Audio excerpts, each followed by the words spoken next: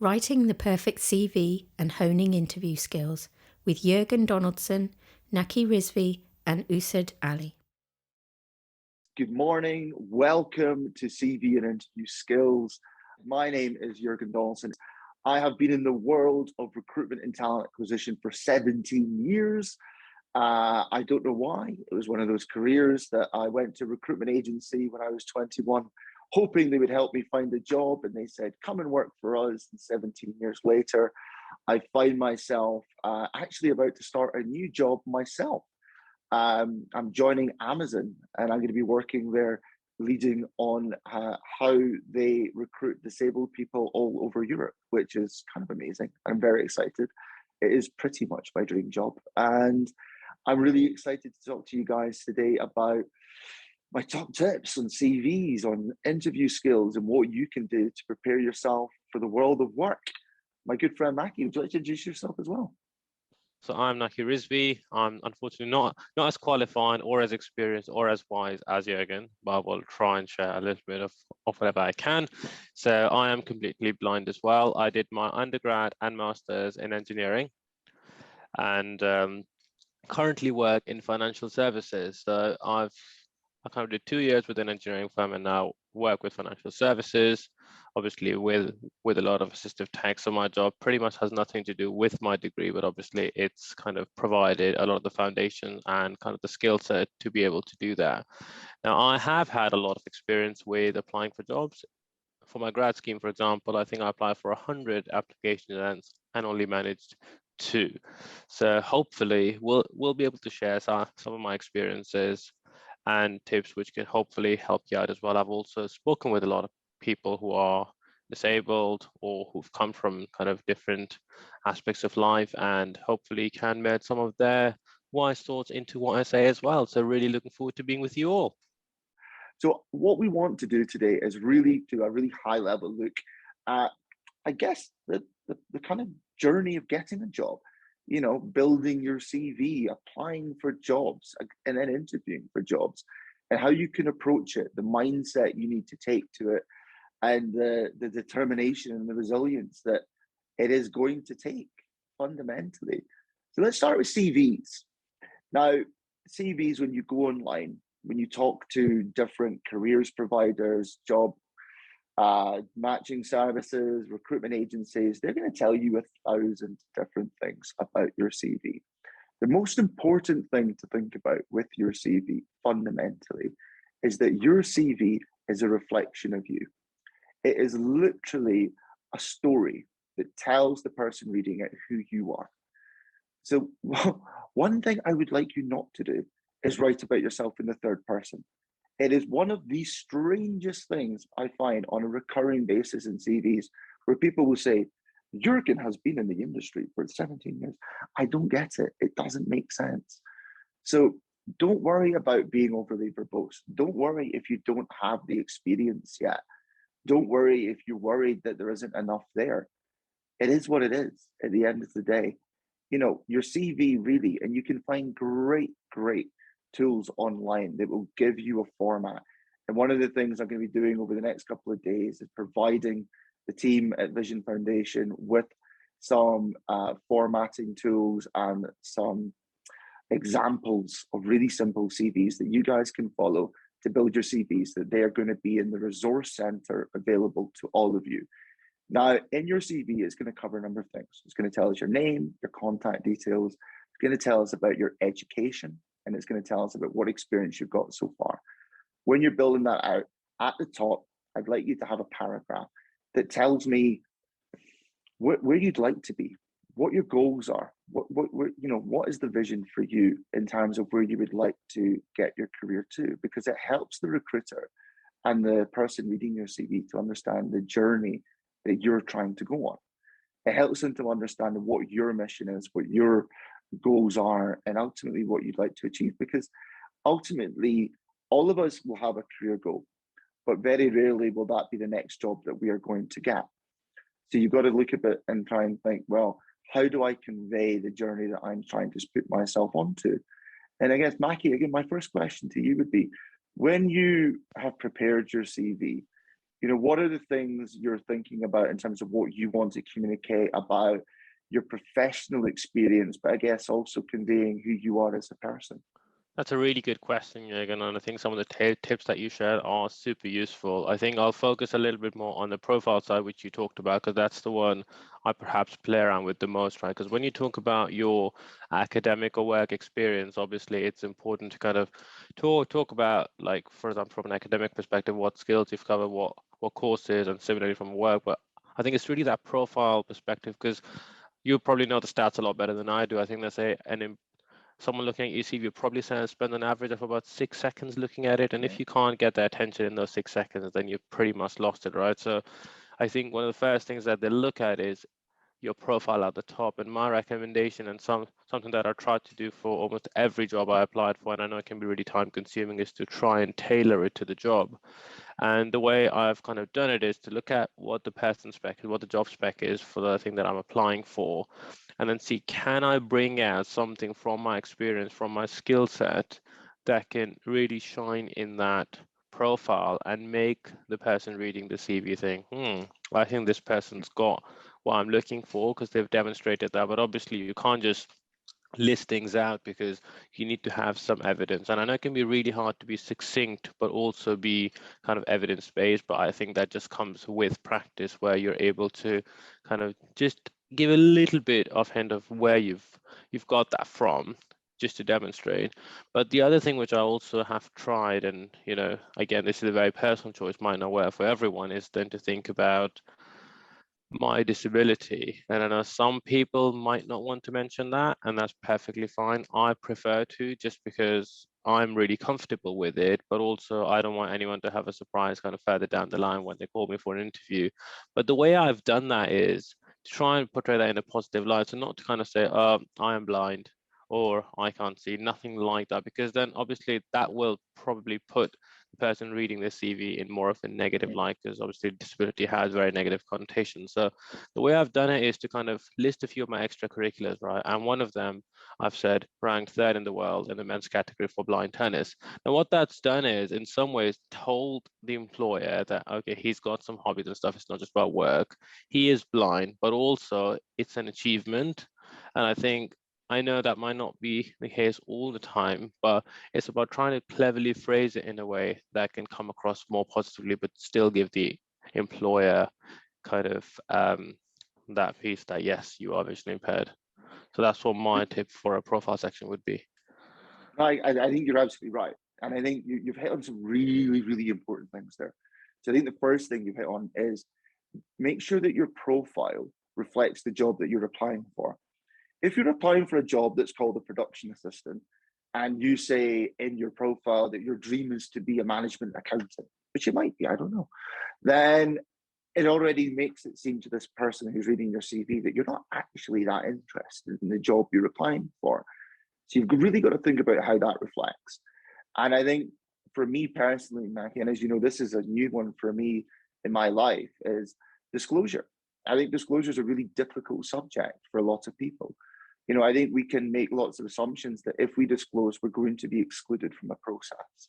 And I think the thing you've got to think about is, if an employer excludes you because of your disability in a process, do you really want to work for that company?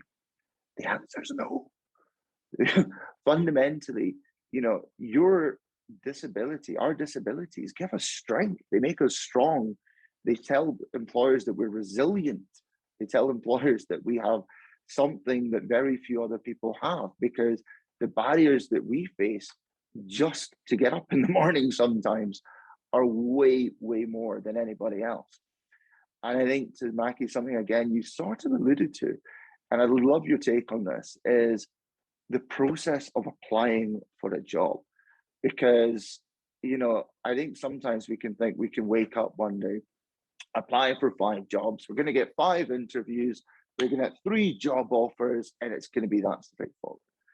When you've applied for a job, or the people that you've supported and assisted over the time in applying for jobs, what message would you give to someone that is starting their career search or their job search today?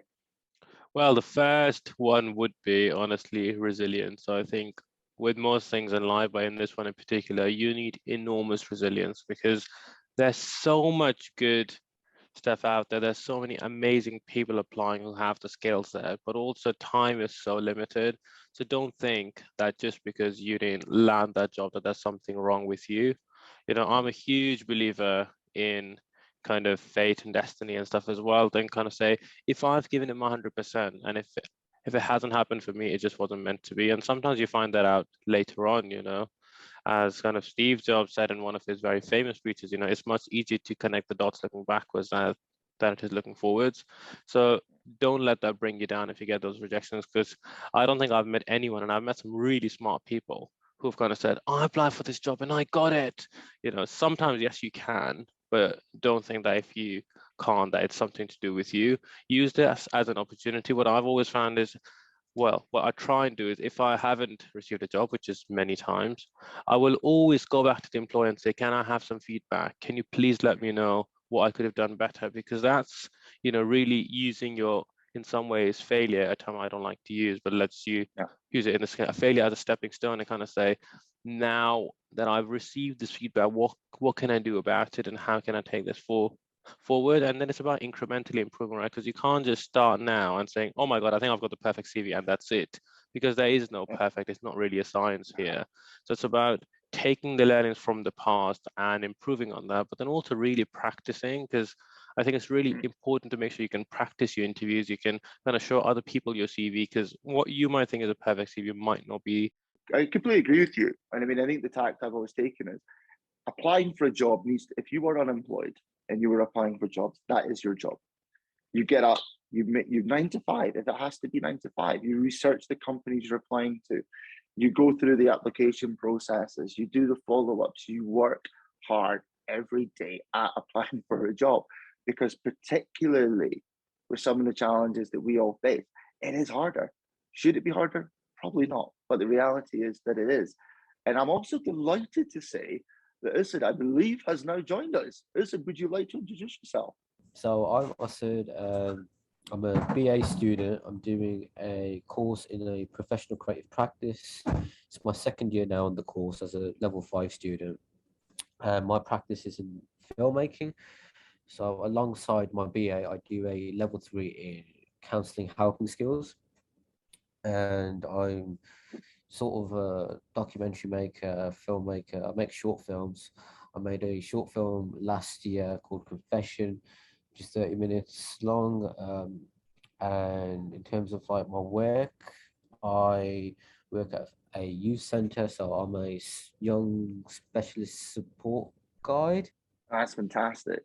I mean, so Mike and I have just been kind of walking through the process so far of building your CV and applying for jobs. And I guess my question to you, I'd love to know, you know, from your perspective, when you've applied for jobs, what has been from your perspective the key thing in terms of how you approach it? The thing about CVs, it has to be impacting, it has to be in your face, it has to grab your attention. And so what I always do is that I don't make it too long. I don't write words. With my work in particular, it's film, it's photographs, it's imagery. So because we live in a world where there's a lot of people who visualize things, and even people love to listen sound. I create some sound effects with some of my work. I always have it uploaded somewhere. So what I do is I put links to my work on a document, and then once once I send it off and once they click on the link, they would just get taken to my let's just say Instagram page, my work that's uploaded on YouTube, and it will just be impactful, because then that way it will get their attention. I think that's really interesting. I think that's a really great example of a different application of how to really connect a potential employer or a commissioner, in your case, I can imagine as well, with the work that you've done, which is, I guess, a really different way in which it would work for Naqi or I in the more corporate world as well. I think one of the things I'd love to move on to now is interviews. Now, when it comes to interviews, there is a few things you guys can work on, which will help you to basically ensure, I mean, it's not foolproof, but it is pretty close to how you can create and structure answers in an interview, because job interviews can be really stressful for anyone, whether you've done them once or 100 times. Each time can be stressful. And if you follow the STAR technique, again, you're going to find a document in the coming days in the resource center around this. It can help you to create an answer in a story form that's going to really be complete. So STAR stands for situation, task, action, result. And if you want to add learning on the end, so STAR plus L, you can. So what's this mean? So the situation. So if you imagine you've been asked a question, can you give me an example of a time you worked as part of a team? You can create an answer where you lay out the situation where you did it, tasks that you were asked to complete, the actions that you took, and what the result was. Now, where the L part comes in, the learning, particularly in a case where you might have been asked the question around, can you give me an example of a time when something didn't go so well? You can then use this to say, well, this was the situation. This was the task we were asked to complete. This is the action that I took, and this was the result. But here's what I learned. And that's when you can really take control. That's when you can really take a massive kind of step forward and say, hey, look, I failed in this instance, and I own that. But here's what I learned. And here's how I did it differently the next time to make sure that wasn't the case when I move forward. Because everybody gets things wrong. Everybody will sometimes fail in a work setting. And that's fine. That's okay. Employers, managers, colleagues, they recognize that. But what's really important is how we develop, is how we then take that forward to be able to do better in the future. Now, Naqi, interviewing. What's your take? What is the big thing that you think about either when you're going into an interview or if you're helping somebody to prepare for an interview? Well, the first thing, again, comes back to knowing what the interview will cover. Oftentimes, you can find out, for example, as Jurgen just said, if it's a competency-based interview, you can sometimes find out, particularly internally, what competencies might be covered. So then you can try and think about examples. I'd normally say have 2 or 3 examples per competency, because obviously it's not good to repeat, but sometimes you can kind of transfer things across. And it's really important to structure your answer where the action part is pretty much 70% of your response, because that's really where it shows what you got up to. And don't say we as a team, because what they really want to hear is about what I did as an individual. Yes, you might have done a team thing, but you really want you to shine rather than your team, because you're being hired, not the team. The other thing is practice, right? And to know what style of interview you're doing, because for a competency-based, yes, STAR technique works really well. But if it's a strengths-based, for example, you might need to look at something else. So just having as much information, and sometimes if you know who your interviewer is, you can think about, can I look them up in LinkedIn? And I find that really useful, because then when they tell me at the end, have you got any questions? We can have a really interesting chat about their experience. And that really shows the interviewer that you've done your research as well. If obviously you don't know, that's fine as well. But if you kind of other tips, which I find really useful, is sometimes a question can be really long, right? And by long, I don't mean the way they ask it, like it just asks you for 4 or 5 things you want to cover. And it's really hard sometimes to remember what have they exactly asked me for. So I'll try and structure my answer and obviously try and give it in 2 or 3 minutes, because you don't want a long 10-minute monologue.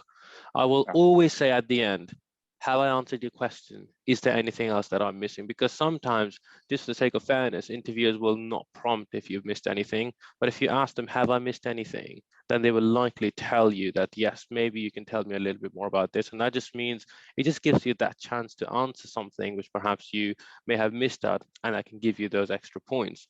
The other thing is, I find absolutely no shame in telling my interviewer, when you've asked me a question and repeated it, can I just have 15 seconds to gather my thoughts and then give my answer? Because I'd rather take that time in silence just to structure how I want to give the answer, rather than kind of be really quick and prompt and start it, but then not really be coherent in terms of what I'm saying. So don't be afraid to kind of take that little bit of time to do anything, to structure your answer, to kind of breathe a little bit. But third and finally, because I'm conscious we are running short of time, always have questions that you want to ask them, because almost always they'll ask you at the end, have you got any questions for us? And they can be anything, you know, about their career, about the culture of the organization, about a particular aspect of work, whatever, or just an interesting point that you found from the news that you might want to discuss with them. But always have something that will make them think, wow, this is brilliant, well done. You're absolutely spot on. And I'll quickly say that listen to the question you're being asked. And when you're being asked a question, wait until the end of the question to start figuring out what your answer is. And Naqi's absolutely right. If you need to take 10 seconds, take it. Because what happens so often in an interview is people decide halfway through the question what they think they're being asked and start creating an answer. And the question goes off in a different direction. But in your experience, I mean, how do you prepare for an interview? For the interviews that I've had, I always go over the questions. So if I get received some questions just to go over before my interview, I always make sure to go over them, and also the possible questions that are going to be asked to me in the interview. So I always practice with someone. I always do it with maybe a family member or friend. I usually have like a Word document with some PowerPoints on there, like not PowerPoint, sorry, like bullet points, or sometimes use a PowerPoint even just to like add like notes and go over that, reflect on that, and just to make it nice and simple, so that when it comes to the interview process, I would just go there and I would just, you know, it would be just quite natural, really. I'll just answer the questions. It'll be very straightforward and honest. But it's also very important to do your research. Research is key. It's vital. If you haven't done your research about the role that you're applying for, then the chances are you're not going to get that position. If you're getting interviewed by, I don't know, like a group of people, more than one person, just look them up on LinkedIn, Instagram, social media. I've had some interviews with some producers, like web producers. So I would I would just quickly do like a Google search, look them up on LinkedIn. Also, who knows, it might just be like a general conversation. Be yourself, be quite open. I had an interview on Wednesday, like this week, for the Commonwealth Games. So I applied to be a camera op for the boxing and powerlifting events that are happening at the NEC. And the two who interviewed me are the actual like the people who are running the show, like who are actually producing and organizing the crew. So I had to prepare myself. The questions were given to me, and I knew what I had to go over. I had about a 28 to 30 PowerPoint slide. I had to go over that, revise it. But then the biggest thing that I had to do was just tell them about my impairment. So I mentioned that. They were quite open about it. But also they were very supportive as well. They were asking what sort of things like you feel that you might not be able to do, but then also how do you feel, like what do you feel comfortable doing when if you get the position, if you're there on the Commonwealth Games and filming. So it was very open. And that's phenomenal. I really love that. At the end of the day, people want to hire us because of who we are, as well as our experience. I think that's just a really phenomenal point. And on that, our wonderful moderator, Louise, have we had any questions? We do have a question. Hold on. Hello, good morning. I'm actually probably slightly older than the target demographic. I'm actually looking at a bit of a career change, and I won't focus too much on that because that's not really the demographic here. But I wanted to unpick this issue a little bit of when you disclose your blindness at interview. You know, when you disclose it, do you disclose it on the application form?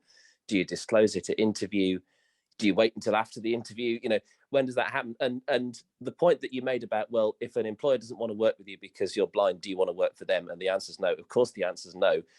I've always felt, though, that if I disclose it at the application form, they haven't had a chance to meet me. And if they could at least meet me at interview, even though initially they might have discriminated, if they meet me at interview, they might realize that their fears or whatever were unfounded and they wouldn't discriminate. So I tend to put it, I don't tend to put it on the application form, but I tend to disclose it when they've offered an interview, because that way they've at least got to meet me. And I just wondered what you thought of that, really. It's a really interesting one, I'd have to say. And I guess, I'll say this. So, I mean, I lost my eyesight 2.5 years ago. So for the majority of my career as a recruiter, talent acquisition manager, I was sighted. And I've read CVs from all sorts of individuals and been on the receiving end of disclosures more than I've delivered disclosures. So perhaps it's a different perspective in a sense. But I would say it really depends to some degree, in my own opinion. Personally, I think doing it within your CV gives you that strength and an element of control more than trying to do it later down the line. I think at the very latest, you really need to do it by interview stage, because it allows you to then communicate what accessibility to requirements or adjustments you might need, and to really take ownership of that. Yeah. I mean, it's not going to be a simple answer every single time, because processes are always going to be different. But I mean, I do think by disclosing and being upfront, you are demonstrating to the employer that you have a clarity about the support that you need or the adjustments that you need. And that can, I think, build a lot of confidence into the employer. I don't know what you think, Naqi. I agree with you. I think, as I was saying earlier, Matthew, it's not really a science. I think it's really a personal choice. And, you know, it all depends on whether you feel comfortable with it. As Jurgen said, I think you have to do it before the interview, so you have kind of a chance to kind of maximize your potential and really shine rather than having to worry about. Because I've heard from some people who won't even disclose it at the interview, and it's like half the time you're just worrying about how to find the room and stuff. And is that really the best way for you to shine? And I don't think it is. And, you know, I prefer to kind of declare it in my CV because I just think I feel really comfortable with it. But I really, really understand that lots of other people might not. So I can't offer you any advice. I apologize. But I think it's really whatever kind of, you know, works for you and whatever you feel most comfortable, but definitely before the interview. Or in the case of any kind of other assessments, you know, sometimes they have those stupid online assessments, and those can be really inaccessible. So sometimes even before that stage, to kind of make sure that those online assessments don't disadvantage you either for extra time or anything like that. Another question from Jessica. What do you think are the pros and cons of virtual interviews for VI people? I think this is an interesting one. I would say it gives you an element of control. So I know there's a lot being said about there's a lot of negative things out there right now about virtual interviews. But what I think virtual interviews allows you to do is to be in your own space. It's to be comfortable that you are somewhere that you already know. And I think that can give you, it should hopefully bring everybody a sense of greater confidence in that. What I would say is things to think about. If you are in a video interview, think about what's behind you when you're setting up. If you are on Zoom, you can obviously use the blur background feature to, I guess, hide a messy bedroom or a messy office or kitchen that's behind you. And I would also say, you know, still think about the fact that it is a conversation. So, you know, much like one of the things I find myself doing in this meeting is constantly sort of kind of checking where my phone is for where the camera is. Still try to, you know, position yourself in such a way that you are addressing it. In terms of the cons, I mean, I think there can be elements where some people might feel that they don't build the same relationship as you can do in person. But I think there are, in my own opinion, I think there's more to be gained than lost. Ussud, have you had any experience of the virtual interviews and any kind of how they vary to an in-person? I do have experience having interviews done virtually. The recent one that I had was with Samaritans, so that was for a volunteering role, being a Samaritans volunteer. And the pros and cons of that is that the positive side is that they can't necessarily tell if, you know, you're visually impaired. So obviously, like in person, you probably have your cane with you. You probably wear, you know, shades, but then you can probably like get away with like not having your like the video like your camera on your laptop or phone, so you can get away with certain elements. The other thing is, if you do have your camera on and if you are being interviewed, they'll look at body language as well. That is one major thing they look at. So they look at if you're confident or not. They look at if you're, like they look at to see if if you feel comfortable for the role as well. So they pay attention to these very small bits of detail, and having it virtually done, especially in an interview like that for Samaritans, it doesn't work. So sometimes there can be positives and sometimes there can be negatives. No, that's great. Listen, Louise, I know we are almost out of time. Do we want to try and get one question in? We are. One from Evie. How long should CVs be? No more than 2 pages. When a supporting statement instructions say set out how you meet the person spec, do you need to go line by line, or should you just give an overall cover letter? Overall cover letter that it's more talking points. So rather than being specific line by line, create a narrative that speaks to what's being asked. Okay, and one last quick question. We have the guaranteed interview scheme. This is from Laura in the UK. So if you meet the minimal essential criteria from the job description and person spec on your application and you have disclosed your VI, then by law, the employer has to offer you an interview. That is not true.